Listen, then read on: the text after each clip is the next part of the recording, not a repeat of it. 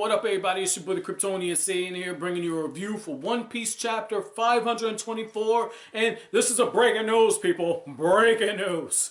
I just started reading, right? Like, I hadn't even started the chapter, and I get to the SBS question corner. Breaking news, people. And I see Oda address the whole thing with Nami versus Boa Hancock. It's like Oda, like, we on the same wavelength, people. I don't think you guys understand. See, Oda understands that Nami's fucking beautiful, and he understands that Boa Hancock is pretty damn awesome too. He didn't say nothing about Nico Robin, just a reminder here. But he says right here, he's gonna address all this shit. And you have a question right here. The question says, "Hello, Mr. Oda. In volume 53, chapter 518, Luffy was unaffected by Boa Hancock's Love Mellow. But he did react to Nami's happiness punch in chapter 213 of volume 23. Why was Nami's body effective against him, but not the Snake Princesses? Is Nami that much better? Kazu." Now, I'm going to answer before Oda answers. You're damn right Nami's body's better. Like, Boa Hancock got them huge breasts. They're too damn big. She's got a really attractive face. But, you know, Nami's just fucking perfect, people. Like Nami, like, I don't need, like, a little bit of Coke. Like, I need a big-ass bottle of Gatorade for some Nami, alright? Like, Nami's fucking perfect. I'll take her greedy ass, period, and say, baby, I get the whole fucking jewelry store for you. I give a fucking kidney to pay for this shit. I sell the kidney on the black market and sell everything else that I got, internal organs, all that shit. I'd be an organ donor for you, baby. Just tell me what rings you want, alright? So, this is Oda's answer, okay?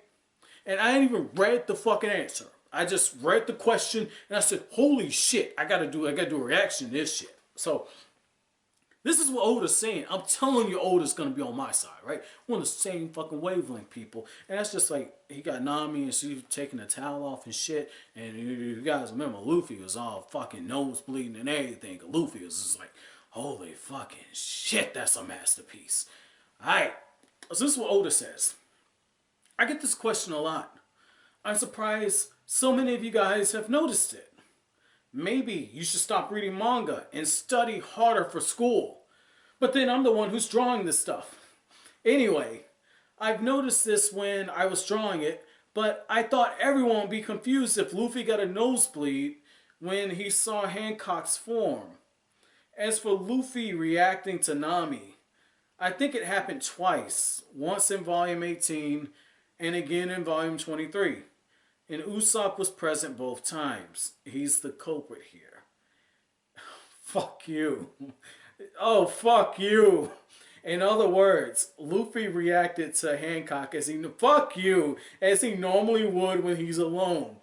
But Usopp's the same age as Luffy, so when he's around, Luffy behaves like a schoolboy on a field trip. So, you see there's no contradiction here. The problem is Usopp. Fuck you, Oda. Fuck you. Like, I'm just going to say this right now. I'm going to tell you why I'm saying fuck you, right? In my 190% unbiased opinion, when you look at Boa Hancock and you look at Nami, yeah, I admit, I was waving for a little bit. I was just like, shit. Woo! Look, you got that Nami greatness. I saw Nami on the last chapter, and I went right back to the Church of Nami. You know, Boa Hancock, what? Alright? Like, get the fuck out of here. You mean to tell me Luffy's just a fucking copycat? Man, I don't buy this shit. Luffy just saw, you know, Boa Hancock, and he said, oh, that's just like that Nico Robin bitch. That's a basic bitch. Alright, like he saw Nami and he had a nosebleed. You do the math, people. Alright, now I'm going to hit the stop button so I can read the chapter, and we're going to come back with the chapter review. Hopefully by then I'll come down a little bit. One Piece chapter 524. Damn, that's heavy. That's heavy. So Oda's definitely going to start a war. Marineford. That's where everyone's gathered. Wow. I am so shocked right now. I am so shocked. You have Garp talking very casually to Ace, who looks like he's crying. He's bloodied and beaten. Looks like he just asked Garp to kill him. And Garp says, kill you. We've angered the king of the sea. There's nothing we can do. We're about to go to war. And you can tell Ace does not want this. So not only is Ace going to die, he's going to have no say-so in the direction that things go. He's going to have no say-so. And because, you know, Ace cares for some of those people on the ship. So he's going to have no say-so in the lives of any of the people that he cares for. He's not going to be able to at least let him die saving someone. He's not going to be able to die saving anyone he cares for. It's like in Star Wars Episode 6, Return of the Jedi, where Luke is watching all of his friends being shot down as he's getting ready to fight Vader. At least Luke understood, if I stop Vader and the Emperor, I can stop all this shit. And he had an opportunity. Ace is fucking bound. This is some savage shit. I cannot believe this. I cannot believe not only is Oda going to war, but he's having Ace take this stance where he can't do anything. Also focus on Luffy potentially having to descend into hell. Not only is Ace going through one, I don't think he's emerging from it. I really and truly think Oda's gonna kill Ace. Like I've been on such a roller coaster since the whole thing about Ace being executed got announced. But to know that it's here, it's coming, and that Oda has a war arc coming, and the 7 warlords have already said that they know one thing: they can't fight alongside each other, so there's gonna be even more chaos. Potential of 3-side war, but you got overpowered guys like Smoker showing up on Marineford. Whitebeard looks like he's coming with the whole fucking new world. Like Oda foreshadowed, he said when the rookies get to the new world, there's gonna be bloodshed. Let's say this takes place right at the doorstep of the Grand Line, or just past Fishman Island. Okay. Let's say they do battle off ground. They got blood on the doorsteps of the new world because Luffy is one of those rookies. Oda, like the pacing just picked the fuck up if that's the case. I love it, but I'm torn up at the same time. So I thought that was pretty cool. Now, I do want to talk about the different Straw Hats. I do like that we're seeing where more of them kind of wound up, and you know what I love, right? You know what I loved. You got to see Nico Robin in some chains. She's being a slave. I loved it. I loved it. Nico Robin got put in a place because she's on an island where she's going to get whipped and slapped around and everything. And she's going to be useful for once. She's going to be building some shit. Like the guy, she going to be like, make me a sandwich.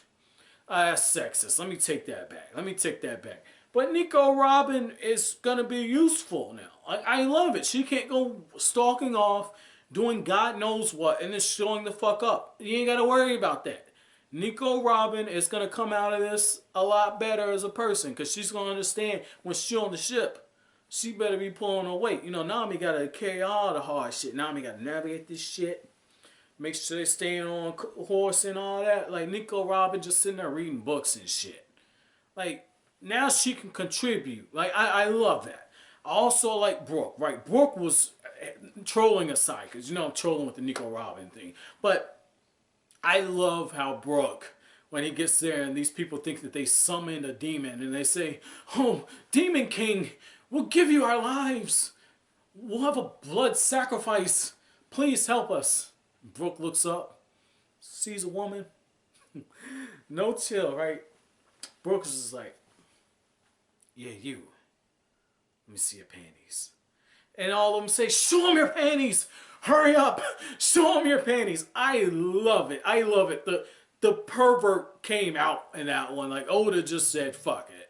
Brooke's about to see all kinds of sugar walls, man. Brooke is probably wishing at this point that he was actually skinned. That way he could actually get some action in. Like that's like the next step right there. Like Brooke was so waiting for that shit. I like how the raccoon and the reindeer jokes keeping up with Chopper. I thought that was pretty cool. I like how Zoro winds up with, I think it's Perona, the chick from Thriller Bark who worked with Moria. I thought that was pretty cool. I like how she is kind of recalling what Kuma said, and she's like, oh, yeah, he was, okay, fuck it. He fought Kuma, serves him right. And she takes Zoro's swords away, and now she's in a castle. I thought that was pretty cool. I also like what happened with Usopp, where you got Usopp, and he's on the island, all these man-eating plants. He's working with the Hercules guy, and I'm not mistaken, the Hercules is a pun on that beetle, that huge beetle. And if I'm not mistaken, because Usopp tells so many tall tales, but I'm pretty sure that he said something to Kaya or somebody about a giant beetle and man-eating plants and shit. I'm fairly certain of it, because it's just like the goldfish and the huge poop and all that. Usopp's tall tales have a way of coming true. So I think that that's a pawn off the beetle. I think that there is a Hercules beetle. I might be mistaken. Biology wasn't, like, I was good at biology, but that wasn't my favorite subject.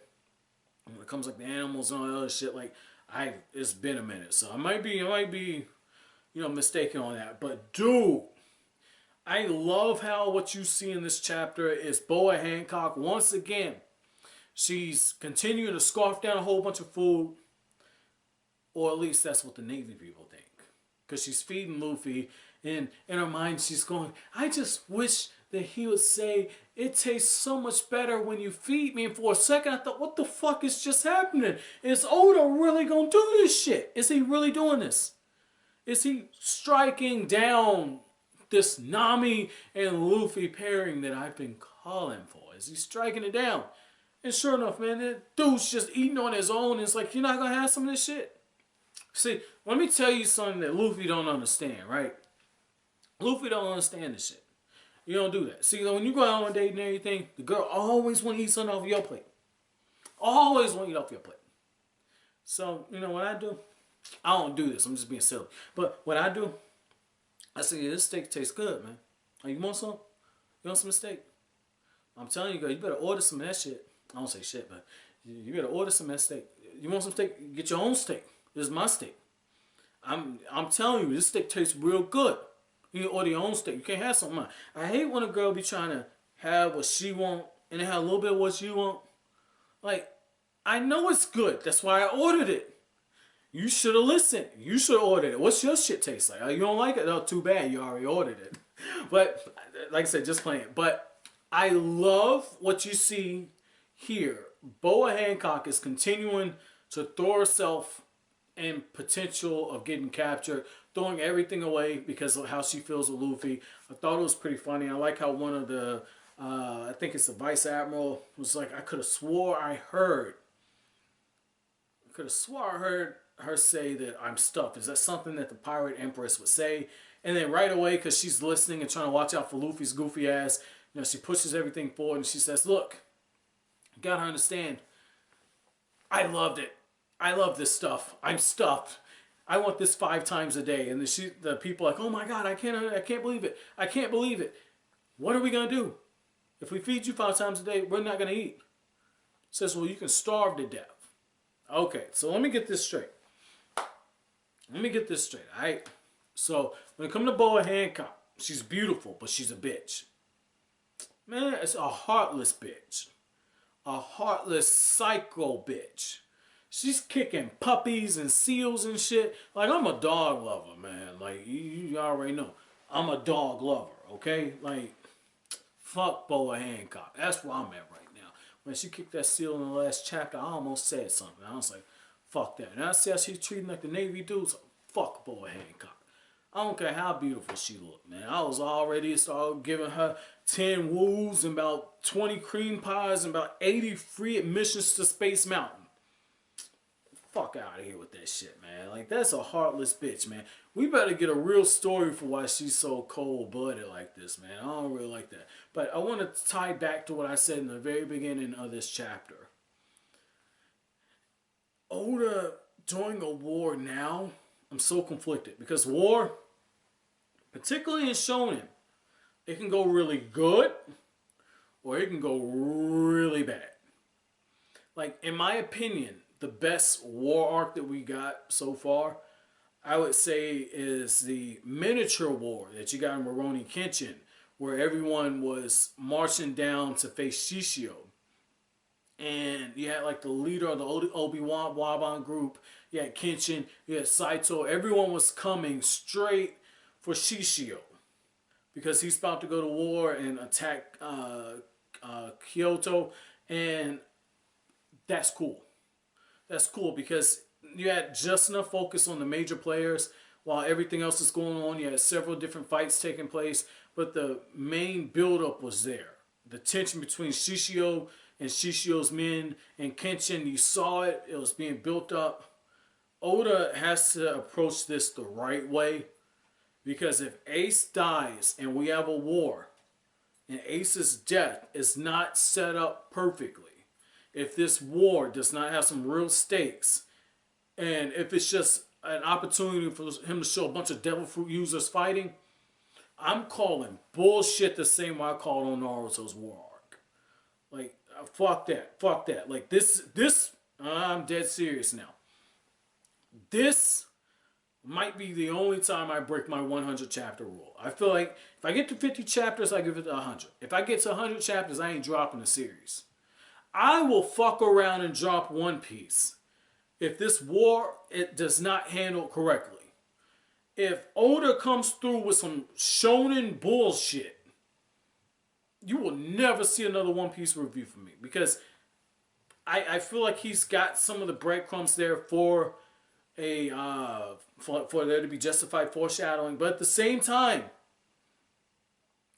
I'm so conflicted.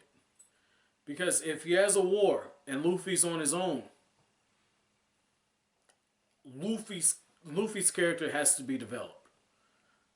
Because he's looking at the potential of seeing his brother die.